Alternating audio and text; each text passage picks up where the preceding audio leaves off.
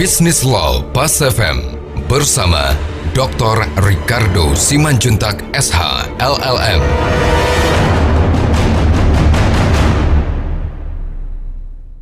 Mitra bisnis, hari ini kita akan mendiskusikan tentang jaminan kebendaan yang dapat digunakan oleh debitur untuk memberikan kepastian kepada bank atas kemampuannya untuk membayar utangnya bank atau kreditur yang lain di luar bank secara tepat waktu. Nah, sebelumnya kita sudah diskusikan bahwa secara umum jaminan itu adalah merupakan hak kebendaan milik debitur atau benda milik orang lain yang diberikan kewenangan kepada debitur untuk menjaminkan atas kepentingan debitur tersebut, di mana benda tersebut secara umum meliputi benda bergerak maupun tidak bergerak. Nah, kalau tidak bergerak itu diatur dalam Undang-Undang Nomor 4 Tahun 1996 tentang hak tanggungan. Yang dulu untuk benda bergerak itu mekanismenya adalah gadai, itu diatur pada pasal 1150 sampai 1160 KUH Perdata. Nah, dalam perkembangannya terhadap benda bergerak ini dilahirkan satu lembaga penjaminan yang baru berdasarkan Undang-Undang Nomor 42 Tahun 1999 yang kita kenal dengan jaminan fidusia. Mitra bisnis, kalau kita lihat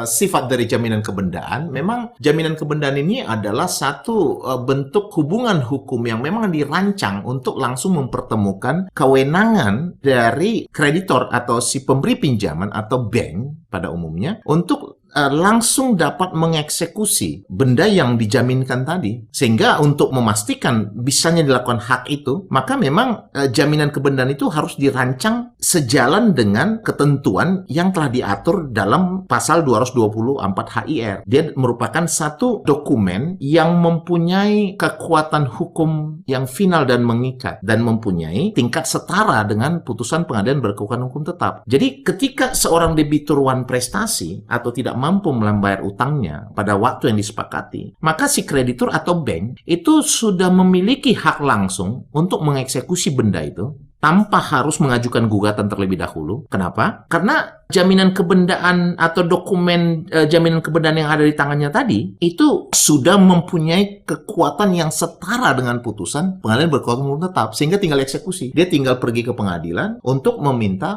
penetapan eksekusi jika debitur tadi wan prestasi. Prinsip ini sudah juga ditegaskan lebih khusus bahwa kewenangan tadi tidak semata-mata lagi bisa harus dijalankan melalui kewenangan pengadilan, melalui penetapan ketua pengadilan negeri, tidak, tapi dia sudah bisa melakukan tindakan langsung. Jadi memang dirancang untuk langsung gitu ya. Jadi kalau kita lihat dalam Undang-Undang Hak Tanggungan Nomor 4 Tahun 1996 ya, dalam pasal 6 itu memang sudah diberikan hak atau kewenangan langsung dari seorang kreditur untuk bisa langsung mengeksekusi jaminan kebendaan tidak bergerak tadi dalam bentuk hak tanggungan tadi. Dia bisa langsung bisa mengajukan langkah untuk menjual melalui lelang umum atau swasta. Itu secara teori. Jadi dipermudah sebenarnya secara teori. Kalau kita lihat terhadap benda yang bergerak dalam bentuk jaminan fidusia, gitu, jaminan fidusia itu juga jelas diatur dalam pasal 15 ayat 3 Undang-Undang Jaminan Fidusia Nomor 42 Tahun 1999 yang memberikan kewenangan kepada bank untuk langsung mengeksekusi. Nah, walaupun dalam prakteknya kadang-kadang hak langsung ini